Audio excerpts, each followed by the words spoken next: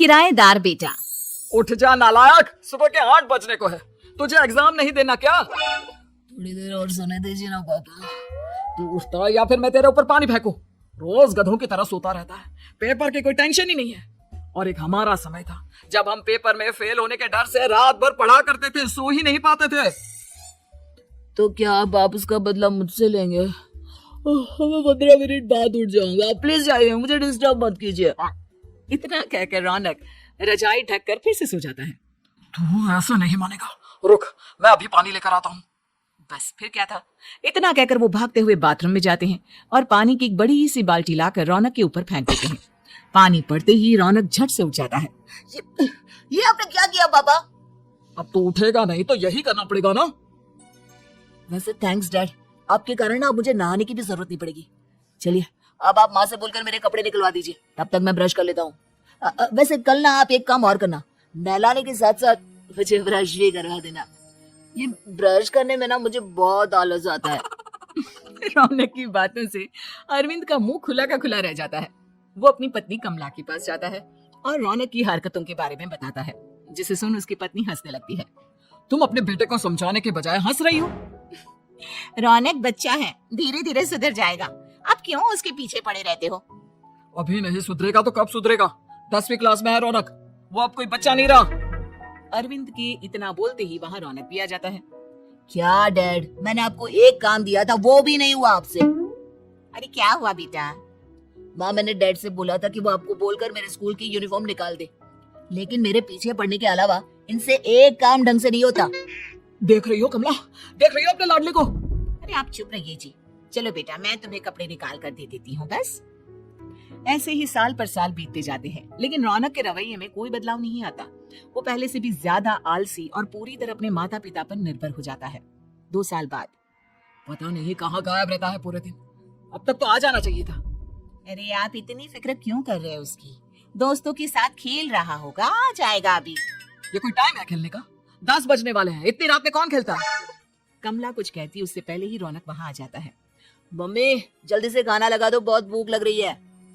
तुम्हें तब तक खाना नहीं मिलेगा जब तक तुम बता नहीं देते कि इतनी रात गए कहाँ से आ रहे हो। ओ प्लीज डैड, अब आप एसी पे प्रद्युमन बनकर मेरे सर पर बंदूक लेकर मत बैठ जाना। अपनी फालतू की बकवास बंद कर और बता कहाँ से आ रहा है। माँ अब समझाइए ना डैड को। बता देना बेटा, इनको भी तसल्ली हो जाएगी। आप बोल रही हैं तो बता देता हूँ, मैं दोस्तों के साथ मूवी देखने गया था, इसलिए देर हो गई। तू इन सब चीजों में मेरे पैसे उड़ाता है? कभी 1 रुपया कमाने के बारे में सोचा है तूने?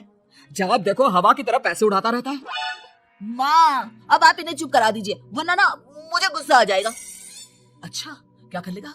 बता ना क्या कर लेगा तू? वैसे बात तो ठीक ही है, मैं कर ही क्या सकता हूँ, पैसे तो फिर भी मैं आपसे ही मांगूंगा ना।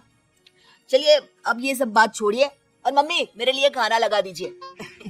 अभी लगा देती हूँ बेटा। मैं बता रहा हूँ कमला, एक दिन ये ऐसे ही बिगड़ जाएगा। ओफो, आप क्यों इतना पीछे पड़े रहते हो मेरे बच्चे के? बात की बाद में देखेंगे, अभी आप शांति से उसे खाना खाने देंगे। अगले दिन, डैडी मुझे 10,000 रुपए चाहिए। हाँ? अब इतने पैसे क्यों चाहिए तुझे? डैड अब बिना सवाल किए कभी पैसे नहीं दे सकते क्या? जब तक तू बताएगा नहीं तुझे पैसे भी नहीं मिलेंगे। अरे अब आप अपने बेटे को पैसे भी नहीं दे सकते? नालायक, तेरी उम्र के लोग नौकरी करते हैं और एक तू है जो नौकरी करने का नाम ही नहीं लेता कभी। आप लोगों के होते हुए भला मैं नौकरी क्यों करूं? अरे हम कब तक पैसे देंगे तुझे? तुझे भी तो अपने पैरों पर खड़ा होना होगा ना। कौन सा उधार के पैरों पर खड़ा हूँ? अपने ही तो पैरों पर खड़ा हूँ मैं। इसी तरह रौनक दिन प्रतिदिन लापरवाह होता जाता है। उसकी लापरवाही को देखते हुए अरविंद और कमला अपने बेटे की शादी कराने का फैसला लेते हैं और 1 महीने के अंदर अंदर ही रौनक की शादी मेघा नाम की लड़की से करा देते हैं। शादी के कुछ दिन बाद, रौनक मुझे एक अच्छी सी साड़ी चाहिए, आप ला दोगी ना?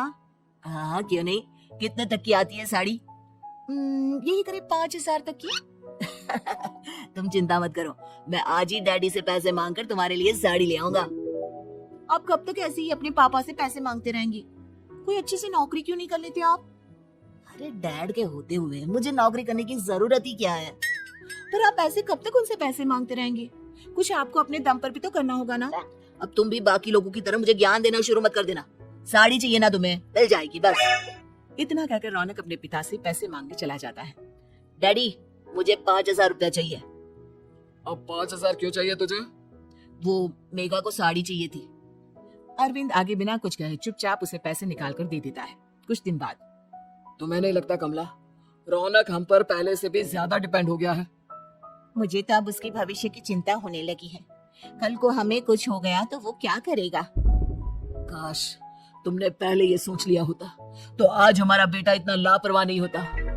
तब मुझे कहाँ पता था कि मेरा लाड प्यार उसे इतना बिगाड़ देगा कि वो इस हद तक लापरवाह बन जाएगा। कोई बात नहीं, अभी भी देर नहीं हुई। मुझे पता है उसे कैसे सुधारा जा सकता है। कैसे? अरविंद कुछ कहता उससे पहले रौनक वहां आ जाता है और पैसों के लिए हाथ फैलाने लगता है। डैड मैं और मेघा बाहर घूमने जाना चाहते हैं। अरे वाह, ये आज सूरज कहाँ से निकला है? Dad please. अच्छा चलो अब मुद्दे की बात करो। मुझे अब 25,000 चाहिए। अब तुम्हें 1 रुपया भी नहीं मिलने वाला।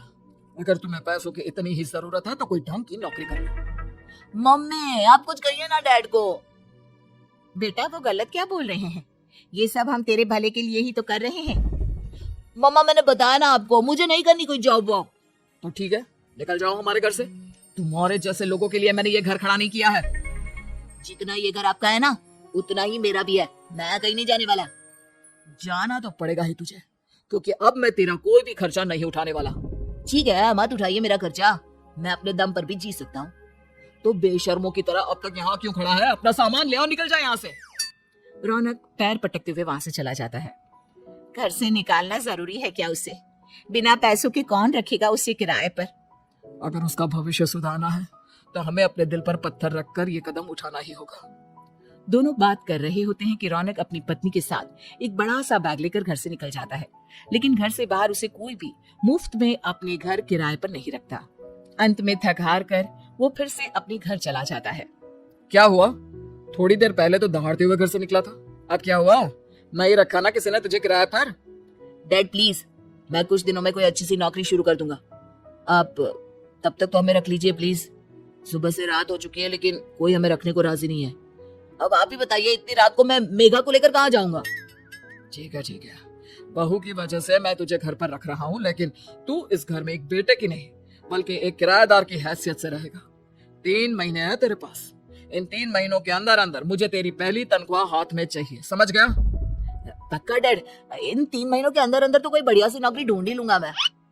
ऐसे ही धीरे धीरे समय बीतने लगता है और अरविंद के दिए 3 महीनों में से 2 महीने बीत चुके होते हैं। पापा जी ने हमें 3 महीने दिए थे, जिसमें से 2 महीने तो बीत चुके हैं। अब ये आखिरी महीना बचा है।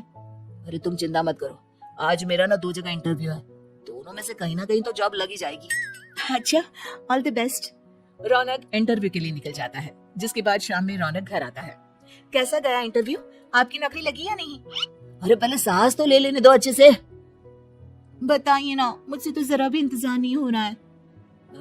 वो दरअसल बात यह है कि मेरी नौकरी तो लग चुकी है लेकिन पैसे बहुत कम है। कितने पैसे हैं? 15,000। इतने में अरविंद और कमला मिठाई का डिब्बा लेकर आ जाते हैं। बधाई हो बेटा। हम जानते थे तेरी जॉब जरूर लगेगी। लेकिन मेरी सैलरी बहुत कम है मम्मा। कम है तो क्या हुआ, धीरे धीरे बढ़ जाएगी। हाँ बेटा, हम तो बस चाहते थे कि तू अपने पैरों पर खड़ा हो जाए। मतलब अब आप मुझे घर से नहीं निकालेंगे? नहीं, ये सब हमने तुझे जिम्मेदार इंसान बनाने के लिए किया था। Thank you mummy papa. अगर आप दोनों ऐसा नहीं करते तो मुझे कभी अपनी जिम्मेदारियों का एहसास तक नहीं होता। आज आपने मुझे सिखा दिया कि इंसान का अपने पैरों पर खड़ा होना भी जरूरी होता है। इतना कहकर रौनक झट से अपने माता पिता के गले लग जाता है और अपनी कमाई की पहली तनख्वाह वो अपने माता पिता के हाथ में सौंपता है। इस तरह रौनक एक गैर जिम्मेदार व्यक्ति से एक जिम्मेदार व्यक्ति बन जाता है।